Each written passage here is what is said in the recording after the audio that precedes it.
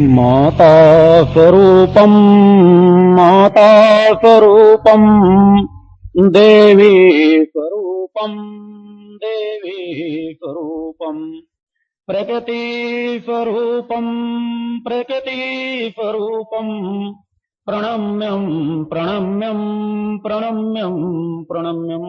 बोलो माता आदि सत्य जगजननी जगदम्बा माते की। आज शिविर के तीसरे दिन और विजयदशमी के अति महत्वपूर्ण पर्व पर मैं यहां उपस्थित सिद्धाश्रम में कार्य कर रहे समस्त कार्यकर्ताओं को, अपने शिष्यों को, मां के भक्तों को, श्रद्धालुओं को, जिज्ञासुओं को अपने हृदय में धारण करता हुआ माता आदि शक्ति जगजननी जगदम्बा का पूर्ण आशीर्वाद प्राप्त करता हुआ अपना पूर्ण आशीर्वाद आप समस्त लोगों को समर्पित करता हूं। भगवान की जय। आत्मीय भक्तों, शिष्यों, ये जो पल आपके गुजर रहे हैं, ये जो क्षण आप गुजार रहे हैं, ये जो क्षण आपने गुजारे, यही जीवन का मूल सार है। यदि जीवन में कुछ पल ऐसे मिल जाएं कि हम अपने अस्तित्व का भान भूल जाएं, अपने आप को भुला बैठें और गुरु और प्रकृति सत्ता में अपने आप को समाहित करने के भाव ले लें, तो वह जीवन के बहुमूल्य क्षण होते हैं। यही एक एक पल, यही एक एक क्षण जीवन की अनेकों समस्याओं के निदान के लिए महत्वपूर्ण कार्य करते हैं। भजनों के माध्यम से यदि उसमें कर्ता क्रिया कर्म तीनों एक रूप हों तो वे अपना प्रभाव दिखलाते हैं। भजन अनेकों स्थानों पर सुने जाते हैं, कीर्तन अनेकों स्थानों पर होते हैं, मगर बहुत कम वे स्थान प्राप्त हो पाते हैं जहां पर आपका उन्हीं भजनों में साधनात्मक चिंतन इतना अधिकृत हो जाए कि आप अपने अस्तित्व के भान को भूल जाएं। नाना प्रकार के भजन हो सकते हैं, नाना प्रकार के चिंतन हो सकते हैं जो आपके शरीरों में और विकार पैदा कर देते हैं, मगर ये आपके साकार स्वरूप के नजदीक ले जाते हैं। प्रारंभ में भजनों को यहां सुनाने की अनुमति देने के पीछे कहीं मेरा ऐसा चिंतन नहीं कि इन भजनों से मैं स्वतः तृप्ति लेता हूं, बल्कि ये भक्तों के भजन मेरी आत्मा से कहीं अधिक आप लोगों के अंतःकरण को प्रभावित करते हैं। मेरे अंतःकरण को प्रभावित करने के लिए आप लोगों की मौन भावना ही, मौन समर्पण ही हर पल पर्याप्त रहती है। यदि मैं आप लोगों की भावनाओं से प्रभावित न होता, यदि आप लोगों के संस्कारों से प्रभावित न होता, वो संस्कार इस जीवन के हों, वह संस्कार पूर्व जीवन के हों, कहीं ना कहीं आप लोगों के वो संस्कार संचित हैं जिन संस्कारों के फलस्वरूप प्रकृति सत्ता के निर्देशानुसार यह शरीर आप लोगों के बीच बैठा है।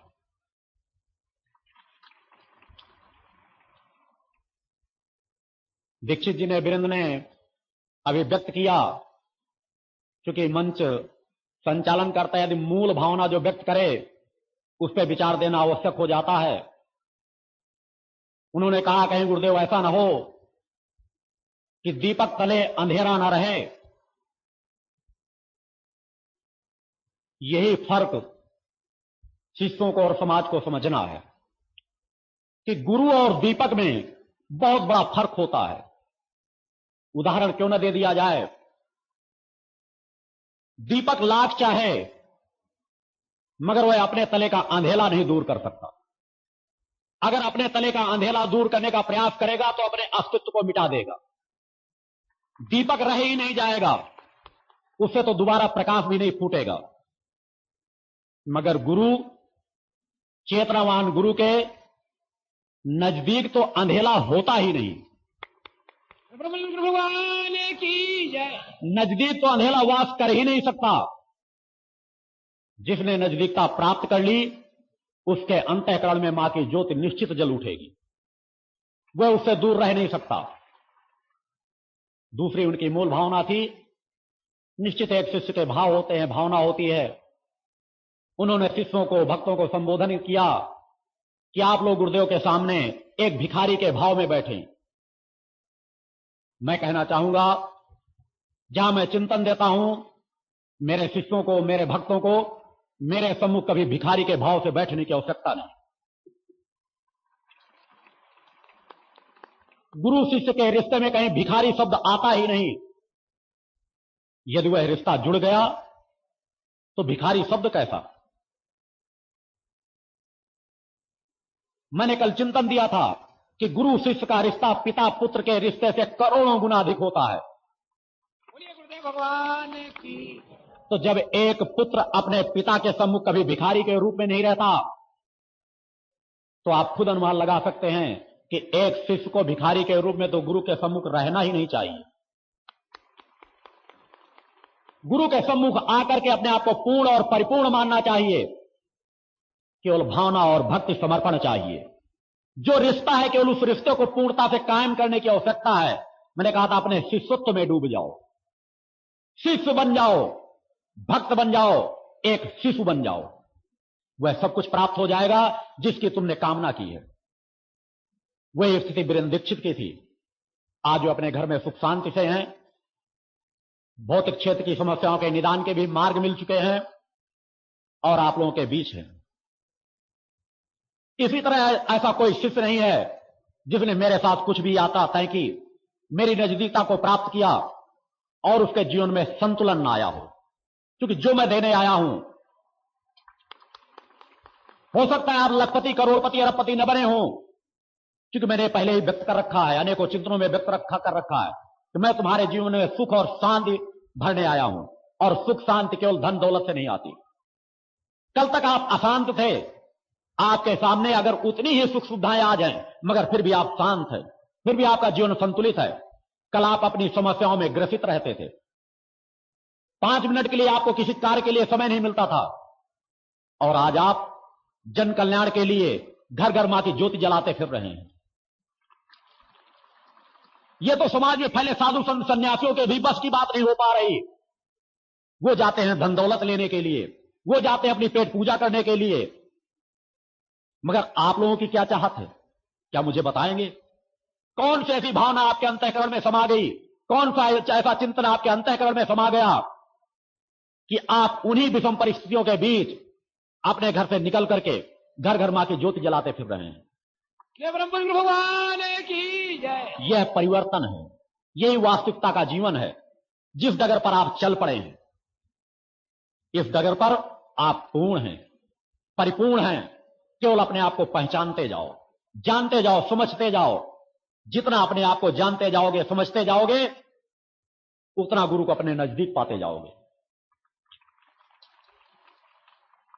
जिस तरह पिता का पूरा साम्राज्य, पूरी धन दौलत पुत्र की होती है, पुत्रियों की होती है, उसी तरह गुरु की साधना ही नहीं, गुरु का रोम रोम, गुरु का एक एक पल शिष्यों का होता है।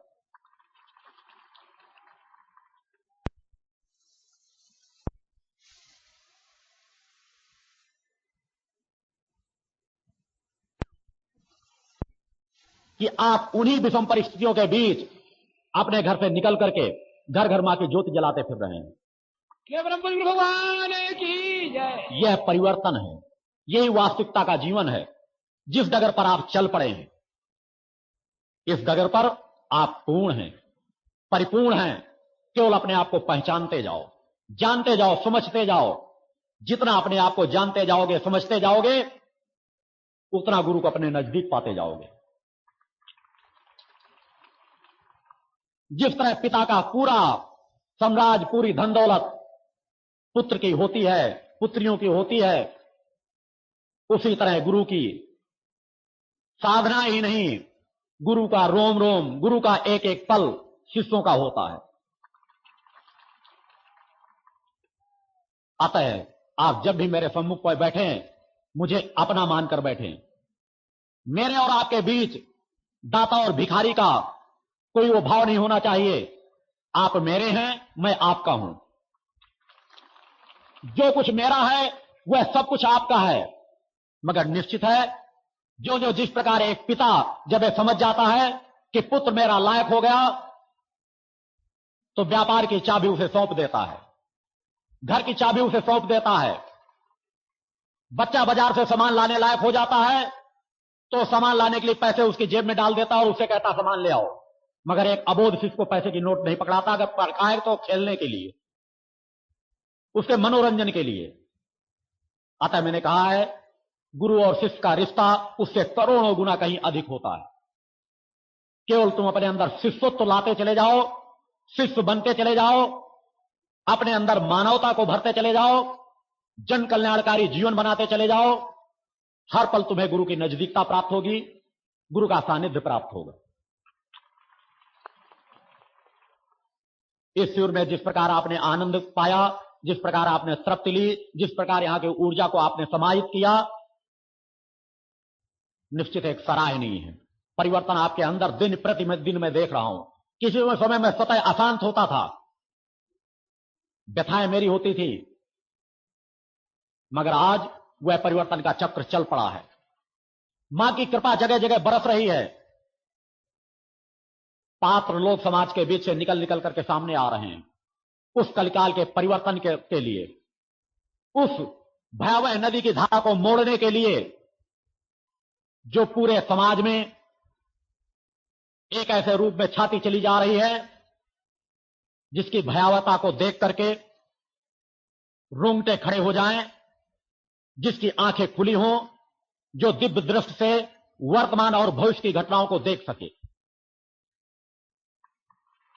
यह कलिकाल का वह संक्रमण काल है जहां पर अनेकों प्रकार की विपदाएं आएंगी, अनेकों प्रकार की समस्याएं आएंगी, मगर उनमें कहीं न कहीं यदि सहारा आपको प्राप्त करना है, उन समस्याओं को भी अगर सीमित करना है, तो जिस डगर पर चल पड़े हो, यह डगर आप लोगों की ही रक्षा नहीं करेगी, आने वाले समाज की भी रक्षा करेगी। मेरा आशीर्वाद सभी जगह है। मेरा आशीर्वाद अगर आप लेंगे तो मेरा आशीर्वाद सभी जगह मिलेगा, और उन आशीर्वादों के साथ वही जो मेडिकली सुविधाएं हो, कभी तकलीफ हो, उनका उपयोग करें। ऐसा नहीं कि उनसे दूर भागें। साधनाएं धन से बड़ी कीमती होती हैं। जो कार्य धन से हो जाए उस कार्य के लिए साधनाओं को कभी उपयोग ही नहीं करना चाहिए। मेरा आशीर्वाद हर पल हर जगह रहता है। अशांत जब आपका मन होता है, इस भूतल पर ऐसा कोई नहीं है जिसका अंतःकरण जो समाज के बीच रह रहे हैं, जिन्होंने अपनी पूर्ण चेतना को जागृत नहीं की, कि उनके घड़े उन असंतुलों से न भरे हुए हों, पूर्णतः निर्मल हों। आप स्वतः अपने आप का आंकलन करें, समाज का हर मनुष्य आंकलन करे कि हम कितने सदैव हर पल अशांत रहते हैं, और जब हम सत्य की ओर बढ़ेंगे तो उसी प्रकार जिस प्रकार एक घड़े में अगर कुछ कचरा भरा हो, मैंने बार कहा त्रिगुणात्मक प्रकृति है, सत रज तम। ये जो कुछ भौतिक जगत आप देख रहे हैं, हर मनुष्य में तमोगुण जरूरत से ज्यादा भरा हुआ है, वो आपको दिखाई नहीं देगा। मगर जब उसमें सतोगुण आने लगता, मैंने कहा था पराधीन कभी सुखी नहीं होता। पूर्व के चिंतन में था परसों के, वही पराधीनता की बात कर रहा हूं कि आज समाज के अधिकांश प्राणी पराधीन हैं। सतोगुण में रजोगुण और तमोगुण आधिपत्य कर रहा है,